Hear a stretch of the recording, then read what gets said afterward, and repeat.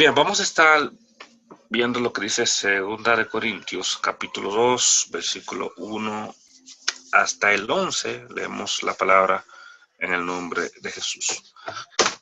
Pero en mí mismo decidí esto, no ir otra vez a ustedes con tristeza, porque si yo les causo tristeza, ¿quién será el que me alegre sino aquel a quien yo entristecí?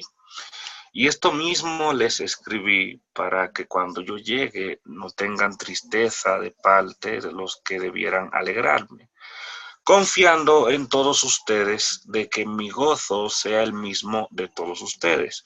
Pues por la mucha aflicción y angustia de corazón les escribí con muchas lágrimas, no para entristecerlos, sino para que conozcan el amor que tengo especialmente por ustedes. Pero si alguien ha causado tristeza, no me la ha causado a mí, sino hasta cierto punto, para no exagerar, a todos ustedes. Es suficiente para tal persona este castigo que le fue impuesto por la mayoría. Así que por el contrario, ustedes más bien debieran perdonarlo y consolarlo, no sea que en alguna manera éste sea abrumado por tanta tristeza, por lo cual les ruego que reafirmen su amor hacia él, pues también con este fin les escribí para ponerlos a prueba y ver si son obedientes en todo. Pero a quien perdonen algo, yo también lo perdono, porque en verdad lo que yo he perdonado, si algo he perdonado, lo hice por ustedes en presencia de Cristo, el Mesías, para que Satanás no tome ventaja sobre nosotros, pues no ignoramos sus planes. Gracias a Dios por su palabra en esta noche y vamos a hablar sobre el amor y el perdón. Dos áreas fundamentales dentro de lo que es la vida cristiana. Y el apóstol Pablo habla sobre esto con este relato que vemos en Segunda de Corintios, capítulo 1 al 11. Y vemos aquí un mismo tema como si estuviera dividido en dos partes, porque Pablo empieza en los primeros 4 versículos hablando sobre un segundo viaje que él hizo a Corinto.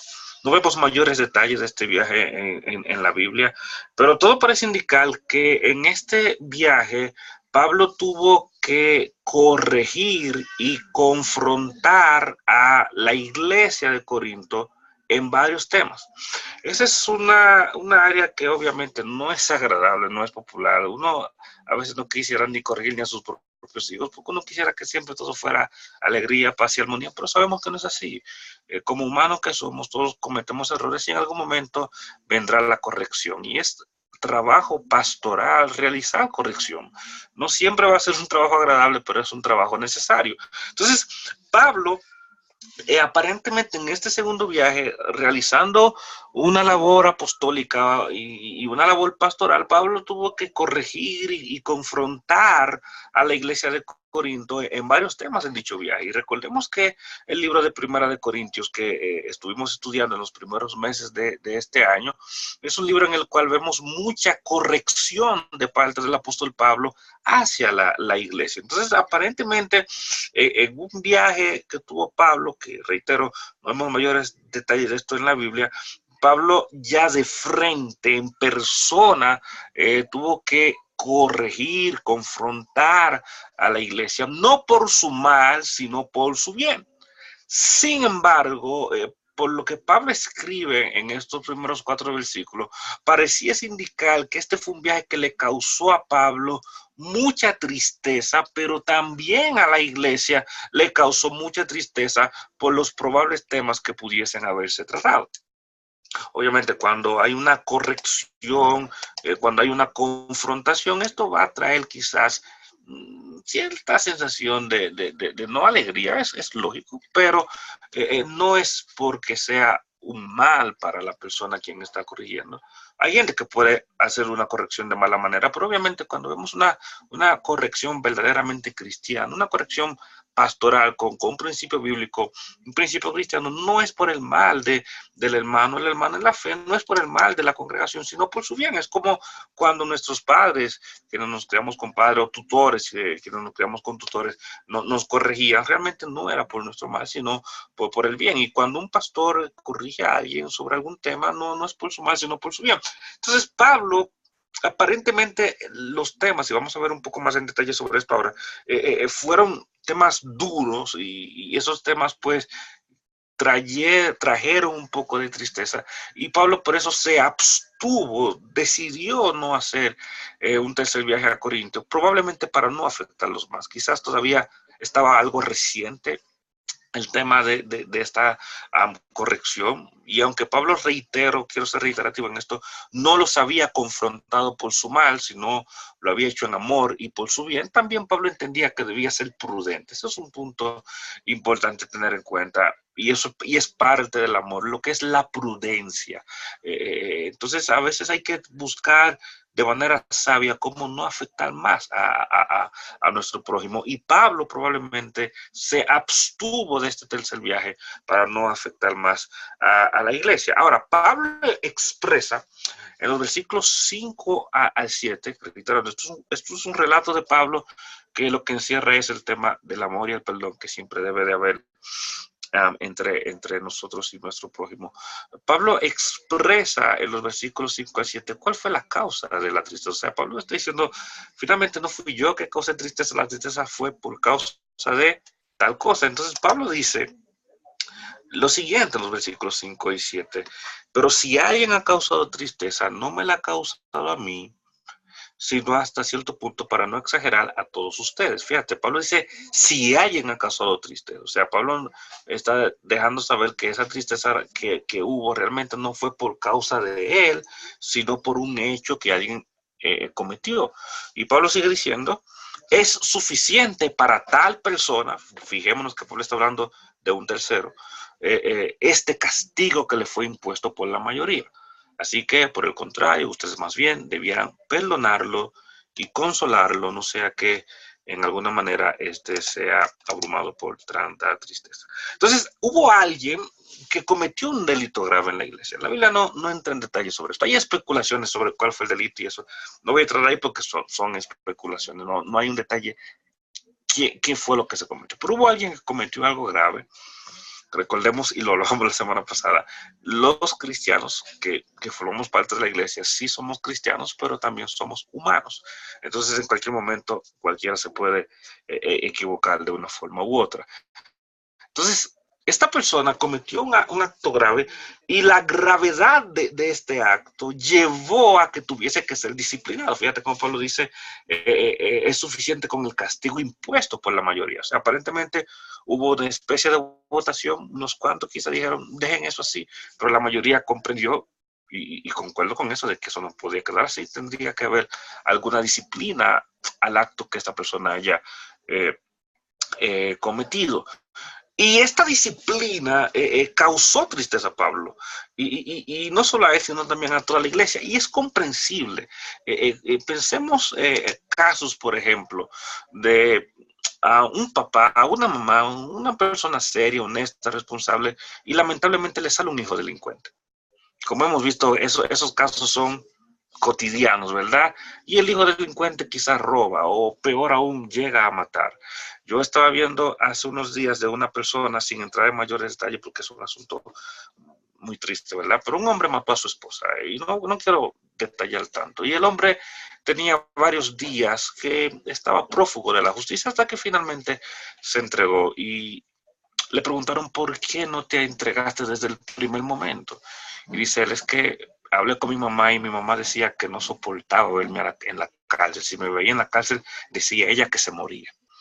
Y podemos estar o no de acuerdo con lo que esta señora dijo. Ese no es el punto. El punto es que para una madre, para un padre, ver a su hijo detrás de la reja con unas esposas, con una condena de 10, 20, 30, 40 o más años, eso debe ser algo terrible. O sea, todo padre serio, honesto, responsable, tío, tía, tutor, tutora, que vea a su familiar en un momento dado, envuelto en una situación, y quise poner la cárcel porque quizás es lo más extremo, ¿verdad? En nuestra cotidianidad, ver a su familiar, pues, que va a estar separado, quizás lo veré un día a la semana, por 1 hora o 2, algo así, y yo sé que está en ese lugar, etcétera, es algo que causa tristeza, que causa dolor. O sea, el castigo, la disciplina, incluso para quien la imparte, o para quien ve que se le imparte a alguien, pues causa pesar, porque uno no quiere el mal de las personas, uno siempre quiere el bien. Entonces, aparentemente, el hecho que aconteció estremeció a la congregación.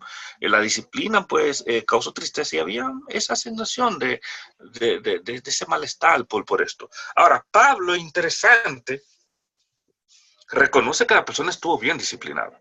O sea, yo puedo ser el papá de una persona que yo no quiero que vaya a la cárcel, pero si tal persona cometió un hecho que merece ir a la cárcel, ni modo, tiene que ir a la cárcel. Yo no quiero que vaya a la cárcel y yo me siento mal que vaya a la cárcel, pero tiene que ir a la cárcel. O sea, yo no puedo ser cómplice del delito cometido o del error cometido o de la falta cometida.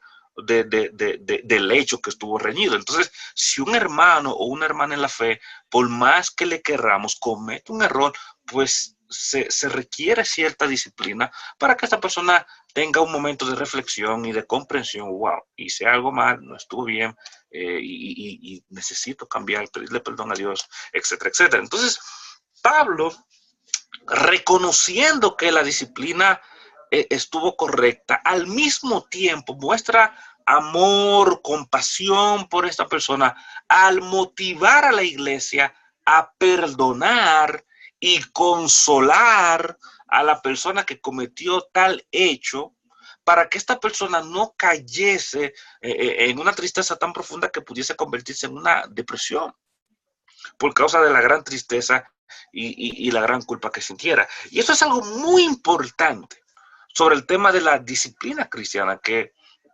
hay momentos que hay que establecerla, porque la disciplina cristiana nunca es vengativa, no es rencorosa, o sea, no está buscando castigarte para arrasar contigo, no. La disciplina cristiana es una disciplina curativa. O sea, lo que está buscando es la solución de un hecho que se haya cometido y que este hecho que se haya cometido, que ya se cometió, pues que no se repita, que no se vuelva a cometer. Y esto es además de lo principal, que lo principal es que la persona reconozca, cometió un hecho que no fue correcto, he cometido una falta y necesito regresar a Dios. Y vemos una y otra vez, por ejemplo, al pueblo de Israel cometiendo errores, cometiendo faltas, y Dios a través de su profeta motivando al pueblo a volver a Dios, regresar a Dios. El solo hecho de Cristo venir a la tierra, ¿a qué vino Cristo a la tierra? A traer la reconciliación entre el ser humano y Dios. Él vino y recordemos que cuando está en el aposento, el día de la última cena, le dice a sus discípulos, este es el nuevo pacto en mi sangre. O sea, un nuevo trato, un nuevo acuerdo, un nuevo convenio. ¿Pero acuerdo de qué? ¿Trato de qué? ¿Pacto de qué? ¿Convenio de qué? De la restauración de la relación entre el ser humano y Dios. Entonces, ese es el objetivo de Dios para con nosotros, de que vivamos en armonía con Él. Eso es lo que Dios quiere para tu vida, Susana, para tu vida, Rocío, para tu vida, Yoshi, para mi vida y para la vida de todos los que nos escuchan. Dios quiere el bienestar nuestro y que estemos en una comunión con Él. Y si en dado caso, por alguna razón, Él tiene que corregirnos, Él lo va a hacer, pero no para nuestro mal, sino para nuestro bien. Entonces, la iglesia, que somos un cuerpo de hermanos y hermanas en la fe, que velamos los unos por los otros, si vemos a un hermano que en algún momento se está desviando, la respuesta no es la calumnia, la murmuración, el chisme. Esa no es la respuesta. La respuesta es enfrentar al hermano de manera frontal, valga la redundancia, confrontarlo, no por su mal, sino para su bien, para que ese hermano o esa hermana diga, wow, reconozco, fallé, cometí este error, no estuvo bien, y a partir del día de hoy hago este y este cambio para que eso no se vuelva a repetir.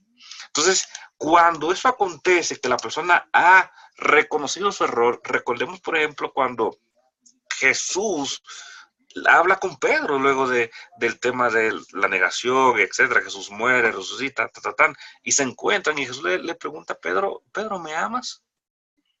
Y se lo pregunta 3 veces como una forma de limpiar, de expiar lo que pasó con Pedro tiempo atrás cuando negó a Jesús 3 veces. Porque el objetivo de la confrontación cristiana es que la persona reconozca su error, pida perdón a Dios, se arrepienta y siga adelante.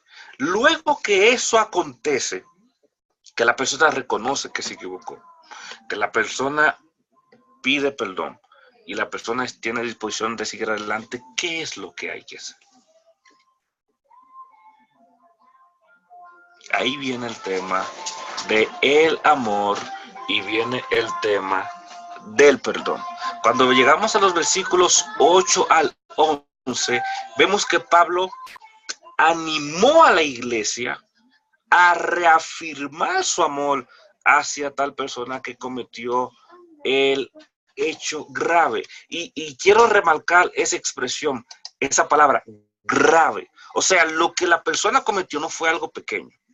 Y recordemos el caso de este hombre que estaba viviendo con la mujer de su papá, con su madrastra. O sea, un hecho de que no solamente era infidelidad, sino también ahí había una cuestión de incesto, etcétera, etcétera.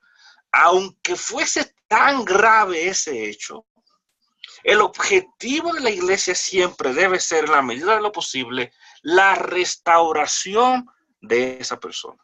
Y hay varios puntos a tener presente.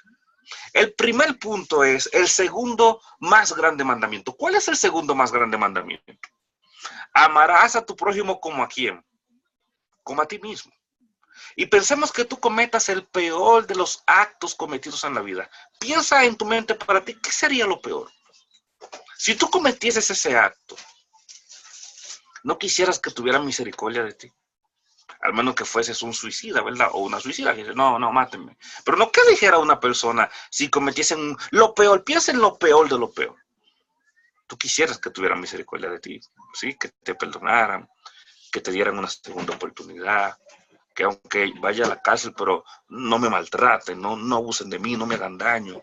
Yo quiero reintegrarme, yo quiero cambiar, etcétera, etcétera. O sea, buscamos misericordia. Siempre que pecamos, que cometemos un error, que fallamos, que cometemos la falta, buscamos misericordia y pedimos perdón y nos humillamos, etcétera. ¿Sí o no? Y creemos que el otro quizás compréndeme, o sea, fue un desliz, lo que sea, pero buscamos que haya misericordia. Y lógicamente en la gran mayoría de los casos pues hay misericordia para uno. Bueno, esa misericordia que queremos para nosotros, partiendo de que tenemos que amar a nuestro prójimo como a nosotros mismos, ¿qué debe ser entonces lo que tengamos para nuestro prójimo? Misericordia. Porque lo que yo quiero para mí, yo lo quiero para ti, porque yo te amo como si tú fueras yo mismo. Porque ese es el principio, amar a tu prójimo como a ti mismo. Ver a la otra persona como si fueras tú mismo, tú misma. Ver a la otra persona como si fuera tu propia persona. Ver a la otra persona y tú ponerte en su lugar y decir, wow, es como si fuera yo mismo. Entonces, Pablo le está diciendo aquí a la iglesia, hey, él cometió un hecho grave, yo no lo estoy tapando, pero recordemos el principio de amor por encima de todas las cosas. Si él tiene que ir ante la justicia, que vaya ante la justicia. Si tiene que pagar por sus hechos, que pague por sus hechos. Pero eso no quita que tengamos que amar a esa persona. Y eso es muy importante. Porque tal persona, aunque había fallado, tenía un título que no se quita, no se borra, no se lava. El título hermano en Cristo. Y como hermanos en Cristo, ¿qué somos? Un solo cuerpo, una sola familia, un solo equipo. Y la mejor expresión es un solo cuerpo. Si mañana te doliera el oído nada más, tú tendrías un malestar general. Porque aunque te duele el oído, eso te afecta el equilibrio, te afecta quizás el tema de la cabeza, tú no te sientes bien, tú quizás acostarte, te duele el oído. Pero si te duele un pie, al grado de que coges o no puedas caminar bien, eso te afecta la movilidad de todo tu cuerpo, porque no te puedes desplazar. Si el pie izquierdo no se puede desplazar, las manos no se pueden desplazar, Los hombros no se pueden desplazar, la cabeza no se puede desplazar porque hacia donde va el pie va el cuerpo entero.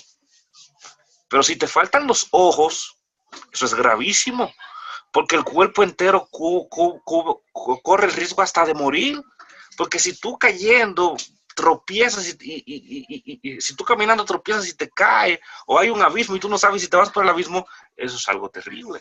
Pero si tu cerebro deja de funcionar, se apagó el cuerpo completo. Pero ¿qué pasa si deja de funcionar tu corazón? ¿Pero qué pasa si deja de funcionar tus riñones? ¿Pero qué pasa si deja de funcionar el hígado? ¿Pero qué pasa si el estómago no funciona bien? ¿Y para dónde se va a ir el alimento que tú comes? ¿Pero qué pasa si tu órgano excretor no funciona bien? ¿Cómo vas a lanzar los desperdicios? ¿Te das cuenta cómo todo el cuerpo está conectado? No hay un órgano que te diga, no te quiero, no te necesito. Todo se necesita. Entonces, así como el cuerpo es integral, la iglesia es integral también. Y cuando un hermano en la fe quiere un impasse, de una forma u otra eso nos afecta a todos, de una forma u otra. Y no es agradable, no se siente bien. Entonces hay que buscar la manera de que haya una reconciliación lo más pronto posible por el tema del amor, el de que nos amamos y de que queremos que haya una armonía entre todos. Pero también está el tema de el perdón.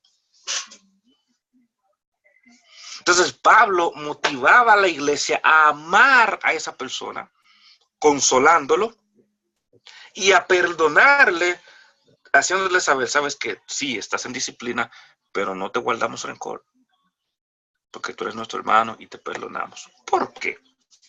Hay dos puntos ahí importantísimos. Lo primero es que puede ser que hoy seamos nosotros quienes tengamos que perdonar a alguien, porque esa persona falló en contra de nosotros. Pero puede ser que mañana quien necesita ser perdonado o perdonada, ¿quién es? Nosotros. O sea, quizás hoy tú fallaste. Y yo te digo, porque tú fallaste, y que esto y que lo otro, tan. Y yo tengo el sartén por el mango, ¿verdad? Porque yo tengo la capacidad de perdonarte. Pero yo no soy un Dios, ni soy un santo, ni soy un ángel caído del cielo.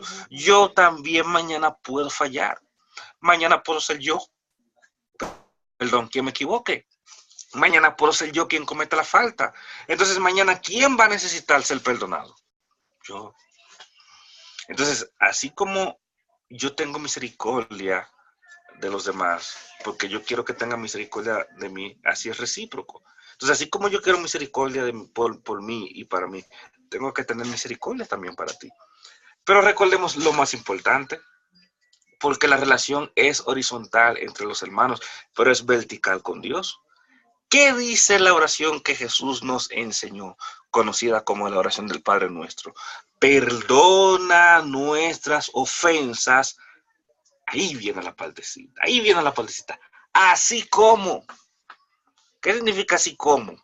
Igual que. Así como perdonamos a quienes nos ofenden. O sea, yo le estoy diciendo a Dios, mídeme con la misma vara, mídeme con la misma medida, mídeme con la misma regla. Como yo perdoné a tal persona, perdóname a mí también. Y si Dios se dispone a cumplir eso al pie de la letra, y yo perdoné a un 20%, ¿qué va a hacer Dios conmigo? Si yo guardo ira, si yo guardo rencor, si yo digo, no, es que yo no puedo perdonar por esto y por lo otro, ¿qué va a pasar con mis pecados? ¿Qué va a pasar con mis errores? ¿Qué dice eso de mí como cristiano?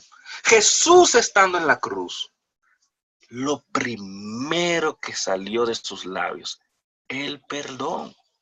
Padre, perdónalos. No saben lo que hacen. Ellos no saben a quién están crucificando.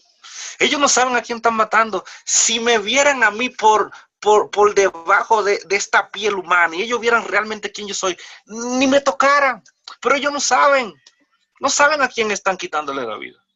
Padre, perdónalo. O sea, no le tome esto como si fuera pecado. Dale un chance. Ten misericordia de ellos. Jesús, pudiendo mandar fuego del cielo y quemar a todo el mundo ahí, no. Entonces, Jesús practica eso, lo muestra en su vivir día a día. Y nosotros como seguidores de Cristo, ¿qué tenemos que hacer? Aplicar lo mismo. Entonces, ¿seremos ofendidos en algún momento? Sí. ¿Cometerán errores en contra de nosotros? Sí. ¿Algunos de ellos serán graves? Sí. ¿Cómo debemos reaccionar? Airadamente, vengativamente, de manera rencorosa, agresivamente. No, no. Obviamente, si la persona necesita ser confrontada, hay que confrontarla. Y la palabra confrontación no quiere decir pelear. La palabra confrontación implica, pues, siéntate aquí, hay que hablar, cometiste un error. Pero tiene que ser una confrontación desde el punto de vista cristiano. No buscar la venganza, no buscar la agresividad, ni aplicar un rencor que pudiera tener tiempo atrás. No, sino buscar una cura, una solución a tal situación. Y al acontecer esto, entonces ver el tema del amor y ver el tema del perdón. Y el perdón es importante porque decimos amor y decimos, sí, ok, sí, amar, o sea, como que eso es entendible, pero la parte del perdón, eso es muy, muy, muy importante. Tenemos que perdonar lo más pronto posible. Atención con esto. Tenemos que perdonar lo más pronto posible. ¿Por qué? Porque la falta de perdón es como una pequeña célula dañina, la célula se volvió dañina y está gravitando en nuestro organismo y esa célula infecta a otra célula y se infecta otra célula y se infecta otra y se infecta otra y se infecta otra. ¿Y qué va a pasar eso con el tiempo? Que ese conjunto de células, yo no soy doctor ni mucho menos, así que no quiero ponerme muy técnico, pero ese conjunto de células se van a volver ¿qué? Un tumor. Y el tumor, ¿qué puede convertirse luego? En un cáncer. Y hasta pues, puede quitarle la vida a la persona. Entonces, la falta de perdón, me siento mal contigo, pero no te confronto, me quedo callado, no digo nada, y eso como que empieza a crecer y a crecer y a crecer y a crecer y a crecer. Con el tiempo, esto se puede convertir en rencor, en resentimiento, y quizás lo que yo te podía perdonar en 5 minutos me va a tomar un tiempo. Esa persona que ustedes ven que tienen un grave problema y que están distanciados, no necesariamente eso fue de un momento a otro. Fueron cositas que empezaron a pasar, a pasar, a pasar y a pasar. No se tomaron cartas en el asunto y eso trajo, pues, como consecuencia la gravedad de un problema en la actualidad. Y Pablo habla de eso. Vamos a ver este versículo tan interesante que es el versículo 11, pero para verlo en su justo contexto, vamos a leer también el 10. Vamos a compartir la pantalla y veamos lo que dice Pablo aquí. Pablo está dando una advertencia no por nuestro mal, sino por nuestro bien. Miren el versículo 10. Pero a quien perdone algo, yo también lo perdono. Porque en verdad lo que yo he perdonado, si algo he perdonado, lo hizo por ustedes en presencia de Cristo el Mesías. O sea, Jesús obviamente juega un rol importantísimo para el tema del perdón. Ahora, miren el versículo 11, que no es un dato menor. Con esto vamos a terminar. Para que Satanás no tome ventaja sobre nosotros, pues no ignoramos sus planes. ¿Cuál fue el tema pasado que estuvimos tratando? El tema de la guerra espiritual. ¿Y qué decíamos de la guerra espiritual? Que Satanás tiene varias formas de atacarnos. Una de ellas, ¿cuál es? La división. Entonces, Satanás, ¿qué quiere hacer? Infiltrarse en el cuerpo de Cristo y producir división. Para que ya no nos sintamos igual de compenetrados, para que ya no nos sintamos igual de confianza, para que ya no querramos seguir trabajando en equipo, ya no nos querramos congregar, nos desanimamos, etc. Eso es lo que quiere Satanás. Y una obra que estaba bien bonita, frondosa y creciendo, se viene abajo por un problema de división. Entonces, Pablo le está diciendo aquí a la iglesia, hey, no seamos ignorantes. Y cuando decimos ignorantes, no es diciéndole que no tienen conocimiento a nivel de brutalidad, sino que no tengan, o sea, que tengan cuidado de que no se les escape ese tema. Entonces, no sean ignorantes, o sea, no se les escape ese tema. A mí no se me escapa, no quiero que ustedes se les escapen. Que si no perdonan, eso puede convertirse en rencor, en resentimiento, y va a traer, ¿qué? División. Entonces, ¿quién tiene que hacer la confrontación en primera mano? El pastor. Fíjate que quien estuvo pendiente de esto y vigilando esto fue Pablo. Que aunque él no estuvo presente cuando se hizo la disciplina, pero él estuvo al tanto y estuvo de acuerdo. Pero aún así, cuando él viajó, tuvo que tomar cartas en el asunto y llamar a la atención. Y eso trajo la tristeza. Entonces, el pastor viene y realiza la confrontación. ¿Y qué pasa cuando hay un roce? Probablemente el pastor. Entonces, el roce se ve desde el pastor hacia la iglesia. Y si la persona es una persona de influencia, quizás hay 2 o 3 que dicen, no, pues cómo es posible, cómo hizo esto, cómo crees. Y eso puede empezar a convertirse en una bola de nieve. Y luego tú ves que la iglesia se divide en 2 grupos, en 2 partes. A veces hasta más, 3, 4, luego se va una familia y se va otra, etc. O sea, el objetivo de Satanás es eso, traer una semilla de discordia que si no tenemos sabiduría y la trabajamos a tiempo, se convierte en una fuente de división. Ahora, ¿cómo yo radico eso lo más pronto posible? Perdonando. Incluso recordemos el ejemplo de Jesús. Si tu hermano peca contra ti, vas a ofrendar y a la hora de ofrendar te recordaste que tu hermano pecó contra ti, deja la ofrenda y ve a reconciliarte. O sea, no está diciendo si tú pecaste contra tu hermano, si tu hermano pecó contra ti. O sea, no importa que si a ti te ofendieron o tú te ofendiste, la primera persona que tiene que buscar la reconciliación eres tú. No podemos esperar que sea la otra persona que quiera reconciliarse, aunque la otra persona fue que falló o aunque fallé yo. Eso no importa. El primero que tiene que buscar la reconciliación soy yo. El cambio empieza ¿por dónde? Por mí. Quien tiene que dar el primer paso, soy yo. Quien tiene que hacer lo que hay que hacer, soy yo. Si yo pienso, no, cuando él venga, cuando ella venga, nos reconciliamos. Y él o ella piensa, cuando él venga, cuando ella venga, nos reconciliamos. ¿Cuándo nos vamos a reconciliar? Nunca. Porque yo estoy esperando que la otra persona venga. ¿Y qué está esperando la otra persona? Que yo vaya. Entonces yo estoy aquí y la otra persona está ahí y yo digo, cuando venga, nos reconciliamos. Y esa persona dice, cuando venga, nos reconciliamos. Y ahí nos quedamos. ¿Y qué va a pasar? Que quizás estamos así y empezamos a hacer esto. Hasta que salimos de escena. Eso es lo que quiere Satanás en tu vida.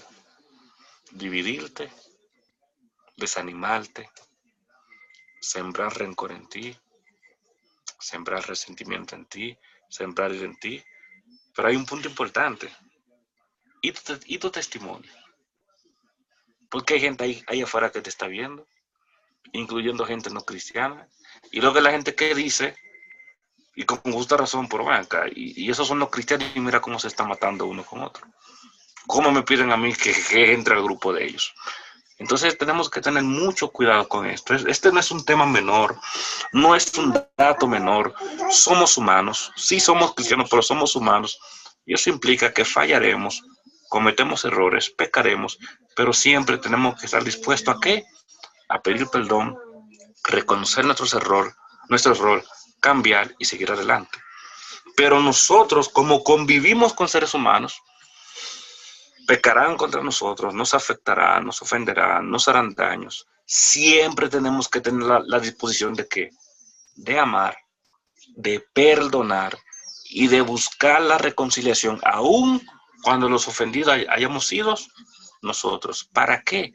Para que se conserve la unidad, la coinonía, la comunión, el equipo en la iglesia. Es un gran compromiso que tenemos. No siempre es sencillo. pero con la ayuda de Dios eso y más es posible. Que Dios nos ayude a siempre tener esa disposición de mostrar nuestro amor en acción y de siempre estar dispuesto a perdonar y a pedir perdón. Que Dios nos ayude a ser fieles a su palabra.